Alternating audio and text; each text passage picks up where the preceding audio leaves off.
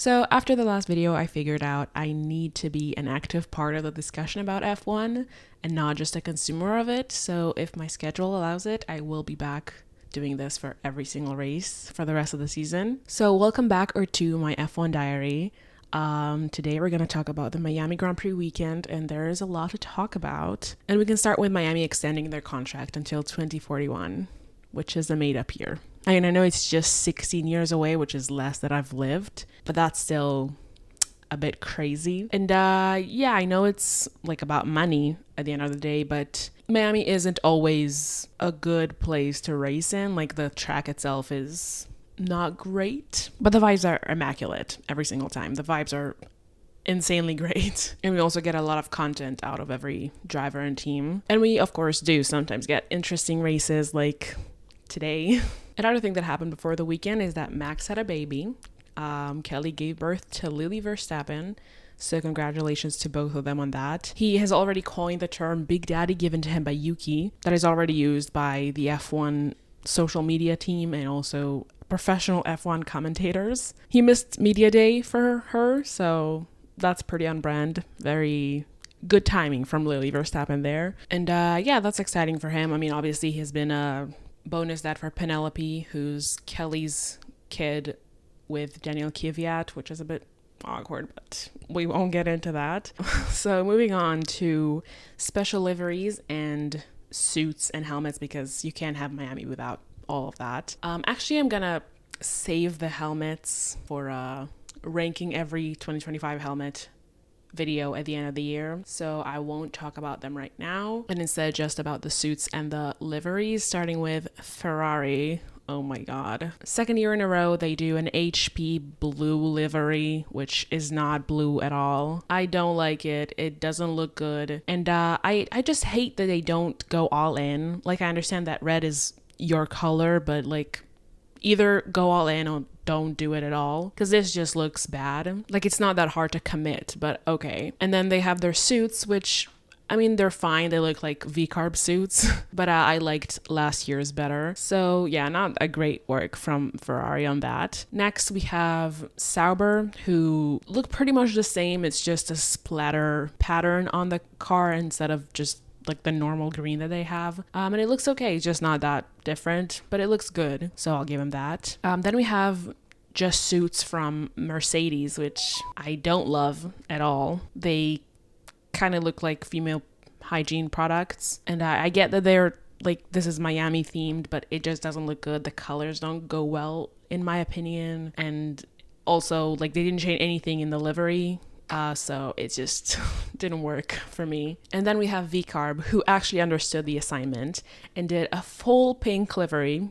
That's how you do it, Ferrari. You want a blue livery, just make it actually blue. And yeah, it slays the V-carb livery. I don't like pink personally, but it still looks amazing. And I love that they went all in. And the wheel rims, or whatever you call it, they look like the top of a Red Bull, a pink Red Bull can, which is so cool. So props to them.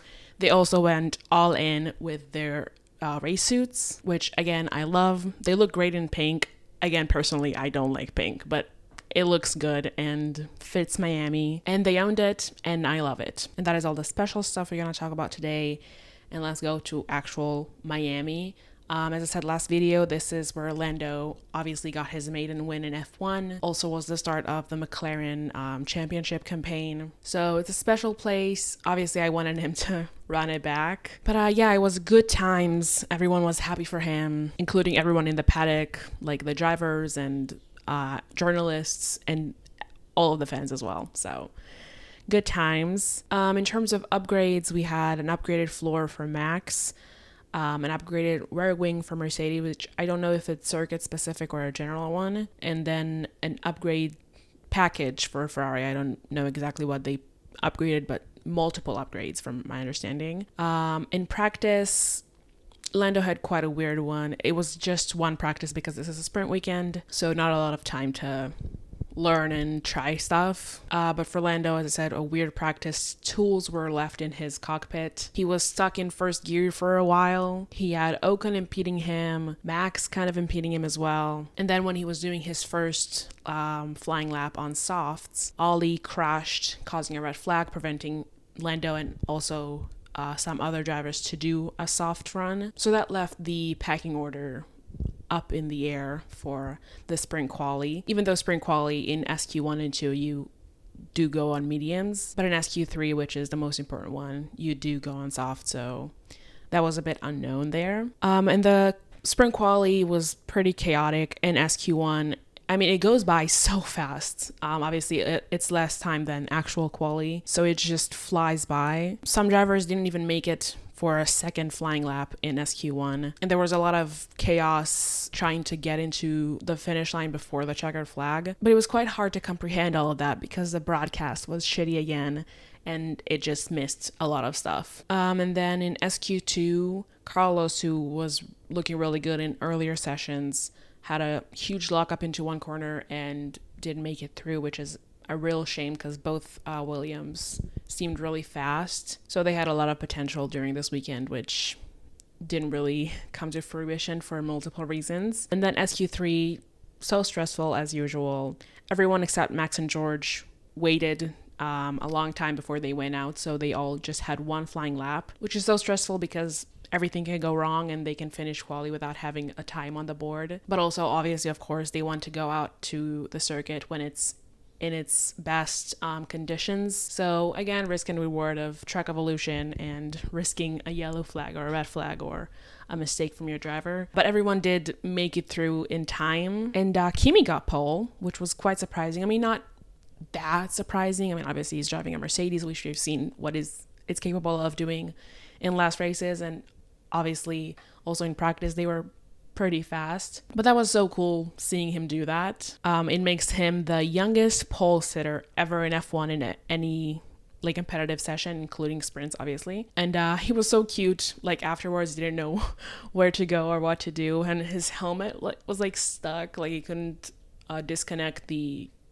radio, I think, or whatever that was. So it was very cute and fun and exciting to see someone else, like someone new, up there. And then we had Oscar in P2, Lando in P3, Max P4, George P5, Charles in P6, Lewis P7, Alex in P8, Isaac in P9, and Fernando in P10, which was quite impressive given, I don't know, Aston Martin's not so great shape. So that is the sprint grid. And then for the sprint itself, there's a lot to talk about. Well, first of all, it rained a lot before the sprint. So that's a wet track that is drying up as they go. But before the sprint even started, on the outlaps to the grid, Charles Leclerc hydroplanes and crashes into a wall, heavily damaging his car.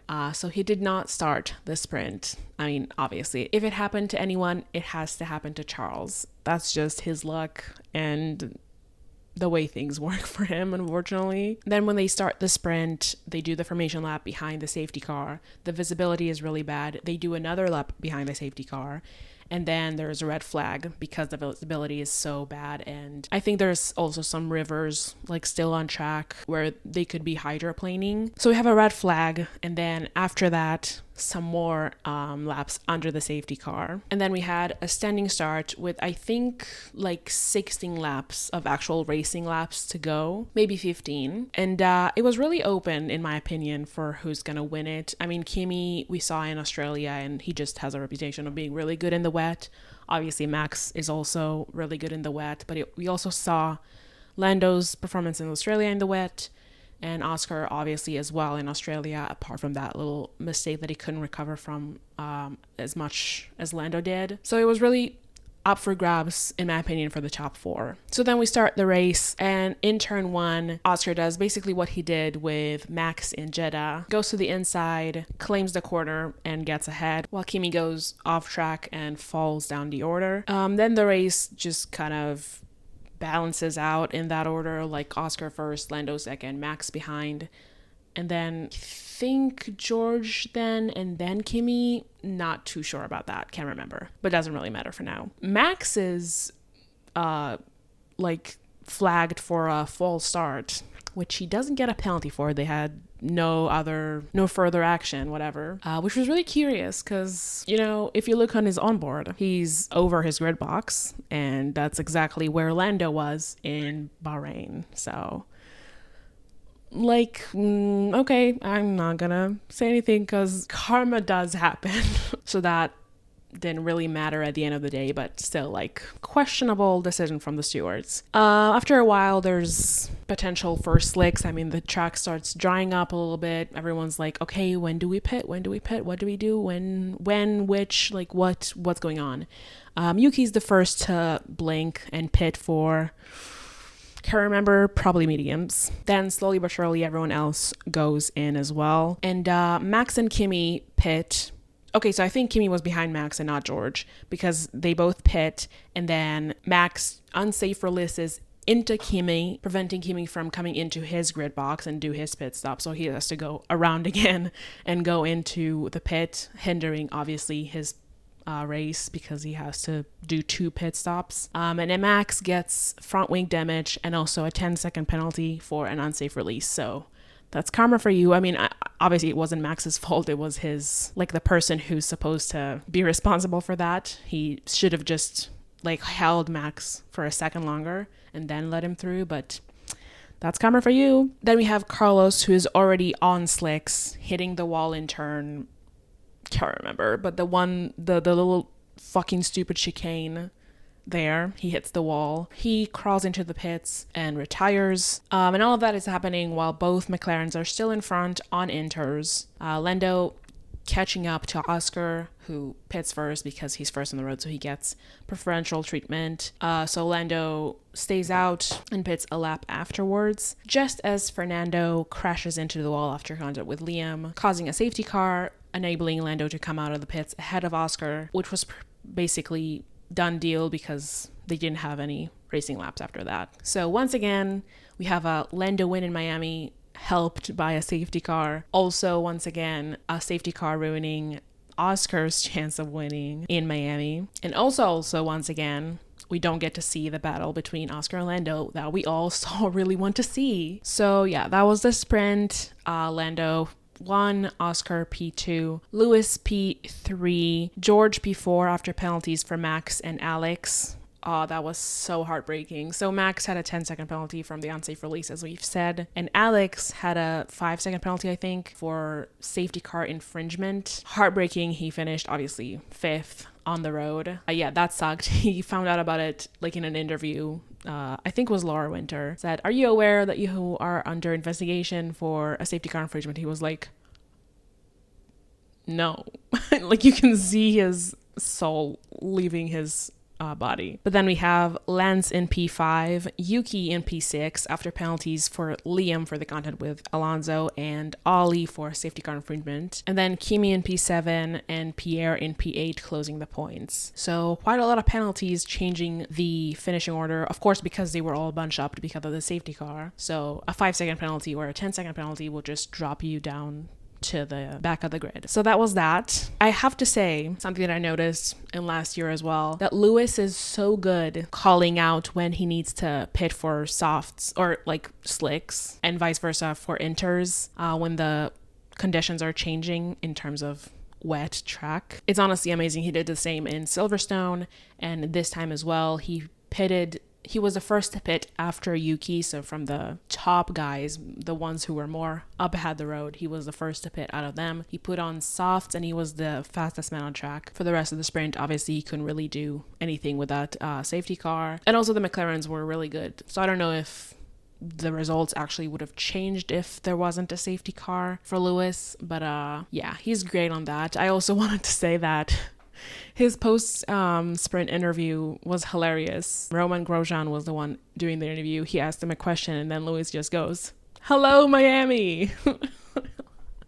I can't when they do that. George also does it, like just doing interviews randomly, just waving to the crowd and like getting the cheers, just completely ignoring the interviewer. So that's funny, yeah. And George also has the thing where with the microphone that he does like this all the time. So yeah, that's kind of funny. But very eventful sprint. Overall, not that huge deal for anyone who lost on points or gained points, because obviously not that many points to score. And as Toto said, mini race, Kimi, not relevant.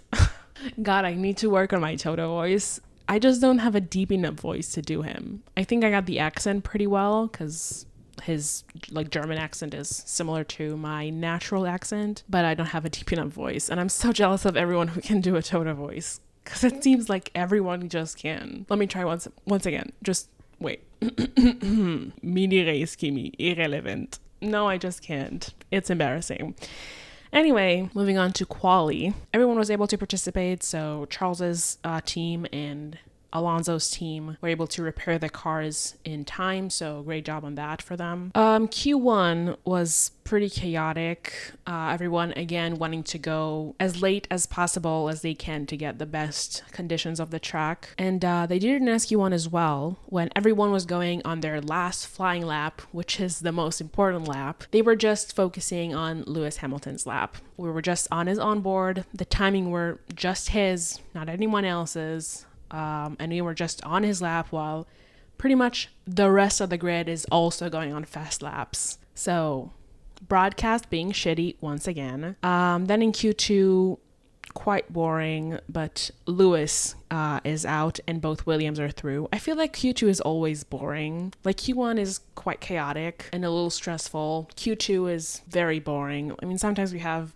surprise exit or surprise people who get through, but not much is happening. And then Q3 is like so stressful. So in Q3, Max, Lando, and Oscar, the top three, were very, very tight on their first runs. I think it was only just a few thousandths of a second between the three of them. But then on second runs, Max improved despite having not the best turn one, and both Lando and Oscar don't improve in their first sector. Lando goes fastest in the second sector but takes too much curb in turn 17 and goes P2 just 65 hundredths of a second behind Max, and Oscar isn't able to improve, and Kimi goes up to P3 out of kind of nowhere, but again, not really out of nowhere because he's been there all weekend. But the margins are so small. I haven't mentioned before, but the largest gap between P1 and P2 in qualifying is just 1/10 of a second, like 0.168 in Bahrain. And that's the largest gap between pole and second in qualifying. Every other gap is under 1/10 of a second. Crazy, honestly. So yeah, the margins are very, very small. I think the actual like difference in pace comes in race pace. But yeah, P2 and P4 still a pretty good setup for a double podium at least. Hoping of course for a 1-2, which was very plausible with McLaren's race pace, as we will see in a second. But before we get to the actual race, I had to mention the drivers' parade, which took place in life-size Lego F1 cars, which was really cool. I mean, first of all, the Lego sets themselves, the fact that they were life-size, it's really impressive. Also, the fact that they were functional and could actually drive was also really cool. And then, like, the drivers had the time of their life. I honestly never seen them so happy. They were all immediately turned back into kids. They were laughing and smiling nonstop, like racing in 20 kph in real life size Lego cars, sitting together like one behind of the other. Hilarious, great vibes. I would love to see that in every single race, honestly. And that's a perfect segue to show off my own F1 Lego sets. So behold, the championship winning MCL 38 Lego set, which isn't really Lego, don't tell anyone. It's from AliExpress. So a lot cheaper, but a lot more challenging. I personally wouldn't recommend, but I definitely don't regret doing it. And as maybe some of you have noticed, I also have a Ferrari Lego set, the SF24, and also the Senna Lego set and the Nigel Mansell Lego set, which I'm very eager to start building. So as you can see, I'm putting my adult money for very good use. And if we're already on the topic of F1 purchases, I have to show you. I think I showed it last year as well, like the beginning of it, but this is it finished.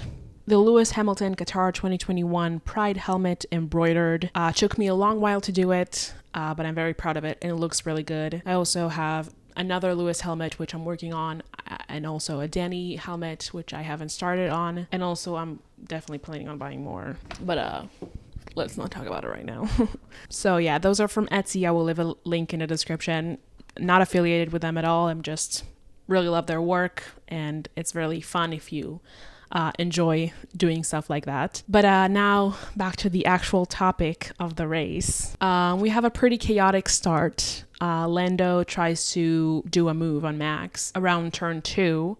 Max doesn't leave him enough space. He has to go off track and falls down the order. And racing Max into turn 1 or 2 is risky business, I have to say. I mean, I think Max is still salty about Jeddah with Oscar, so he really wasn't gonna let anyone pass him. There's also the talk if it was supposed to be a penalty, like it was noted by race control, but no further action. I honestly don't think it would have changed any of the results. And also, like, I don't have the data to see if Lando was actually alongside and had the right to get space on the outside of that turn. But even if he did, I don't know if the stewards would have given a penalty to Max, because this is the start of the race and they usually more forgiving on race starts. So don't know if it should have been a penalty. Don't think it would change anything. And I don't think we can blame Lando for going for it. I mean, as Senna once said, if you don't go for a gap,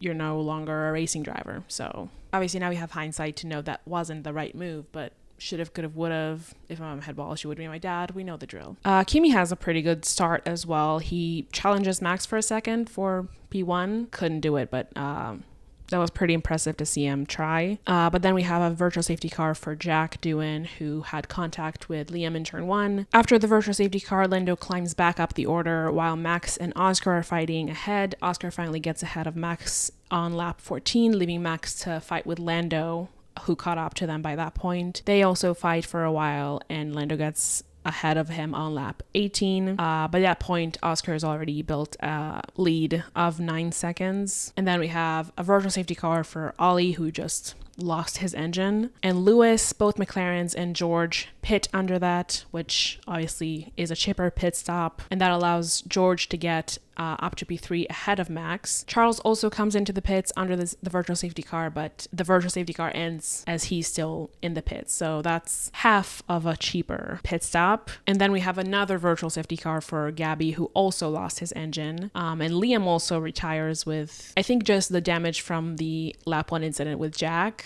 Not sure, but they showed his car. It literally looked like someone shot his car with a gun. Like there was just a hole in the side pod. But yeah.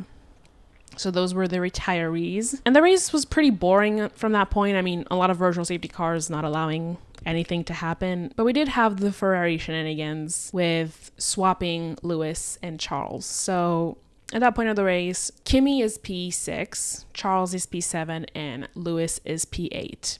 Lewis has the mediums on, which are the faster tire. Both Kimi and Charles have the hard tires. Or maybe Kimi also has the mediums. But I think Kimi also had a hards on. Doesn't really matter. But Lewis comes onto the radio and says, hey, I'm on the faster tires. I'm just burning them like behind Charles. Let me through. I want to get Kimi. And we get the iconic "we'll come back to you," to which Lewis is not very happy with that. It takes them like 4 laps to decide on what they should actually be doing. Meanwhile, obviously, Lewis's tires are degrading and losing performance. And he gets back to them saying, have a tea break while you're at it. So I think that's probably my favorite. Maybe not my favorite. No, it is probably my favorite radio of the day. He's obviously still haven't figured out the communication with his engineer and like the team as a whole. He said that this was not good teamwork, and he wasn't happy about that. But again, after like 4 laps, they do swap the places, and they are catching up to Kimi slowly, very slowly. But at that point, Charles is now the faster Ferrari, and he's complaining like, hey guys, I'm faster. Like, I'm just burning my tires now behind Lewis. Let me through. So they switch him back again. So yeah, that was pretty funny, especially like they couldn't get to Kimi, but also this is over P7, P8. Not the best from Ferrari, I have to say. I do want to point out though that Ferrari's pit stop has become phenomenal. It seems like they switched a pit crew with Red Bull. Like all of a sudden Red Bull suck at pit stops and Ferrari are just acing every single one of them. All of their pit stops are like 2.1 seconds. Like that's very quick. They have the fastest pit stop of the season so far with 2.0. But yeah, that's very impressive from Ferrari's pit crew. Also, Lewis, like, after pretty much every single session says, the pit stops were great, thank you for that. But yeah, that's pretty much all that they're good at this point. Anyways, the McLarens at this point are checked out in the front like 20 seconds, 25 seconds, 33 seconds ahead of P3, who is George. So that is the first actual dominant performance from a team this year, with the gap between Oscar and Lando being about 7 seconds for a while there, but then Lando started catching up to Oscar actually pretty rapidly. He got it down to like 3.5 seconds at some point in very few laps to gain that much time over someone. So Lando was doing great and Oscar was struggling a bit with the harder tires, but not enough laps and not like an external intervention like a safety car or rain, which was imminent at some point. Like there were a lot of talk about rain, but nothing came on. So with nothing like that, Lando doesn't get to actually get close enough to Oscar. So once again, we don't get to see the battle between them that we all want to see. And also, once again, Miami remains a circuit where no one from the front row has won. And Oscar goes to win his fourth race this season, his sixth overall, extending his lead in the World Drivers' Championship. And as promised, he did the gritty, which was so embarrassing for him. He did it kind of badly and regretted it immediately. He was so embarrassed about it, but it was so funny to watch. Honestly, I didn't think he would do it. He did like a video with a football player, I'm so sorry I don't know his name, who teached him the gritty and said, if you win this weekend, that's gotta be your celebration. And I honestly didn't think he was gonna do it, but hey, he's a man of his word. He did the gritty and lost all aura points doing that as well. Lando obviously came in second. Obviously a bit bummed about that first lap thing with Max did lost him the win, but honestly, like, people would still be complaining if he didn't go for it. Like, he can't escape the hate, unfortunately. Then we have Russell in P3, Max in P4, Alex in P5. Thankfully, no penalty to ruin that again, although he was under investigation again for another, not safety car infringement, just not slowing down during yellow flags. So that was stressful as well, but nothing came out of that, so he keeps his P5. Kimi in P6, Charles P7, Lewis P8, and Carlos P9. He went for an overtake on Lewis in the last corner of the last lap, almost taking out both of them, but that didn't happen. So double points for Williams, which is, again, really impressive. They looked so good this weekend. And then we have Yuki in P10 closing the points. He had a 5-second penalty for speeding in the pit lane, but stayed clear of Isaac, who was behind, just by, I think, 1/10 of a second, something like that. So he was definitely pushing at the end of the race to keep that gap large enough for him to stay in P10 and get the point. So not the best race overall in terms of action. I mean, we did have the good battles between Oscar and Max and then Lando and Max. Also, obviously, some other overtakes, but obviously, again, we had a lot of virtual safety cars which prevented any further action on track. So yeah, we had Zach after the race taking selfies like a dad. Lily was there, Oscar's girlfriend. The podium hats were really pretty, I must say. Again, as someone who doesn't like pink, I don't know, it just looked great. We also had McLaren having a woman on the podium. And then we had Mohammed bin Sulayem getting booed on the podium, which was very, very nice to see. He's the FIA president, to anyone who doesn't know. I was freaking out for a second there because I thought they were booing Oscar or Orlando, but no, they were booing him as he was giving the medal to Oscar and they were saying his name. Everyone just booed. So great job, Miami Grand Prix crowd.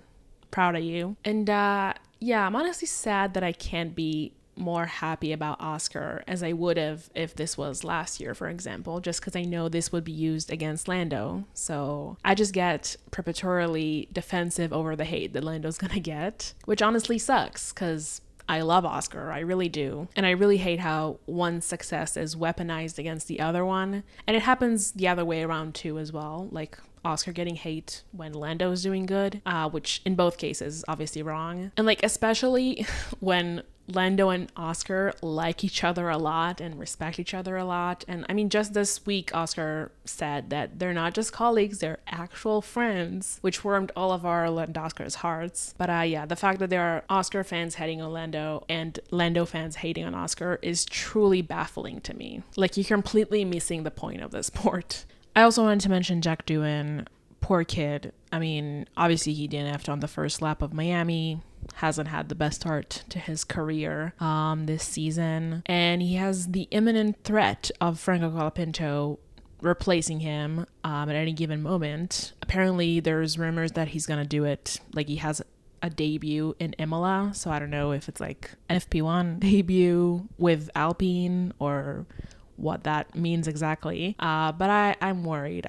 It's just, again, it's not fair. It's not nice. And yeah, I feel kind of bad for him. He's like set up to failure before he even started this year. Everyone was already saying like that Franco is gonna replace him before the year even started. And he's under a lot of pressure from Alpine as well. I mean, the Oliver Oakes, the team principal, does seem to like have his back, say that like people should leave him alone, but Flavio is maybe less encouraging and more threatening. So I hope he stays on the grid. He's a good kid. He deserves this opportunity. Again, he's in his rookie year. You need to remember that. And he's not like P20 all the time. He's had some good performances in quali. He was a few times close to getting into Q3. He outqualified Pierre this week in the race quali. So he's not that far off of Pierre. And I think he deserves some more time to do better. Obviously, also Alpine like isn't the best car. So yeah, I just hope he can get more time in F1. But yeah, that's Miami for you. I feel a bit more comfortable about McLaren's advantage in race pace. Hopefully they stay this dominant for the rest of the season. And next race is Imola, the start of the European leg, although Canada is also there, but it is still the European leg. And I will see you then. Until then, enjoy these memes. Bye!